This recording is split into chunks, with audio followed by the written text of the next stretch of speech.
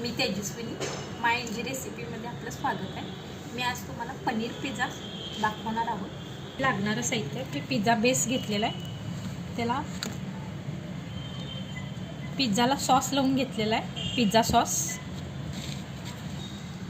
चीज घेतलेला आहे mozzarella, पनीरचे slice cut करून घेतलेले आहे, त्याच्यानंतर पिझ्झा सॉस आहे, मॉयोनीज सॉस आहे, त्याच्यानंतर आपण हे चीज स्प्रेड केलेलं आहे, त्याच्यानंतर पनीर स्प्रेड करतोय।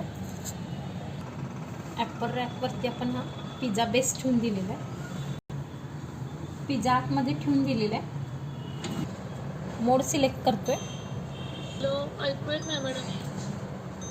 कन्व्हेक्शन 180 आहे, त्याला 200 टेम्परेचर सिलेक्ट केलेलं आहे, त्याच्यानंतर टायमिंग,